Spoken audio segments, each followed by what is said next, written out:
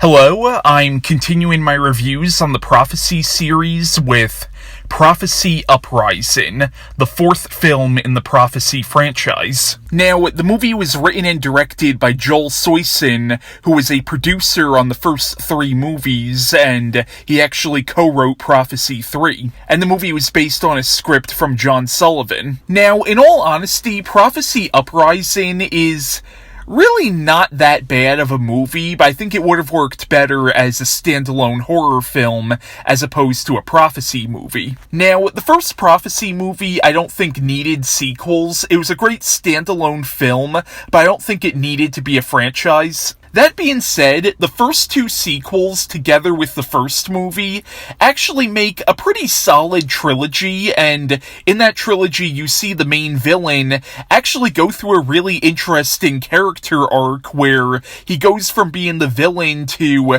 sort of more of a hero by the third movie, and actually finds redemption by the third movie. But it really did not need to continue past 3. Again, it was a pretty solid trilogy. There did not need to be a fourth film, in my opinion. But this is the first film in the series that does not have Christopher Walken as Gabriel, which I am glad, because honestly that would have pissed me off if they brought Gabriel back, because his arc was over in the third movie. There would have been no point in bringing him back. And really, Prophecy Uprising, it has the feel of a lot of the Hellraiser sequels that Dimension was putting out around this time.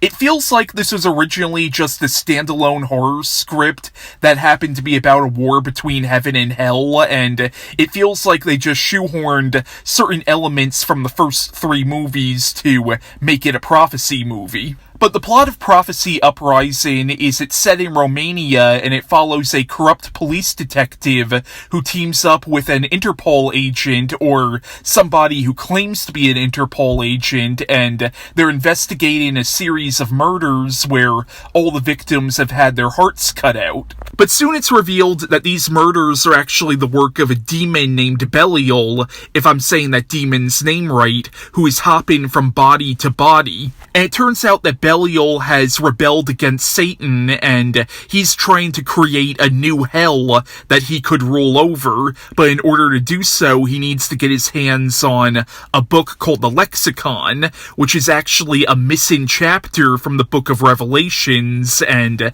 it possesses some of God's powers. But the Lexicon ends up falling into the hands of a woman named Allison, so Belial is going after her, and this Interpol agent, as it turns out, is actually Satan himself in human form, who is now going after Belial. Again, I have no idea if I'm saying the demon's name right or not, but Uprising really isn't that bad of a movie. It's not a great movie by any stretch of the imagination, but it's not bad, at least not in my opinion. Again, the biggest issue with this movie is it really shouldn't have been a prophecy sequel, because really the only connections that this has with the first movie is there's an appearance from an angel named Simon who is actually guiding the character of Allison, and I think it's supposed to be the same Simon from the first movie, even though we saw Gabriel kill him, but I guess Gabriel only destroyed his physical body.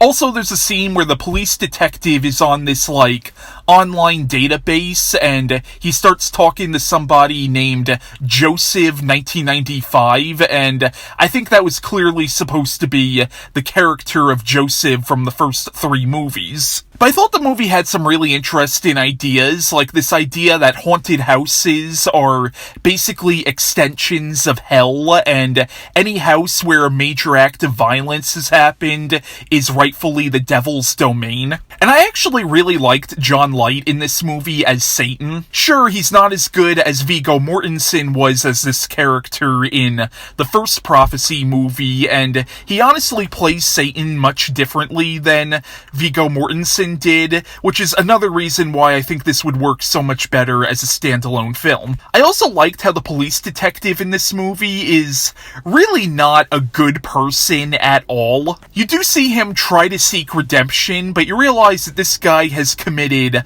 a lot of sins. You also have Doug Bradley in this movie, who most people might recognize as Pinhead from the Hellraiser movies. He plays a police detective named Laurel who ends up getting possessed by the demon, and he is good in the movie.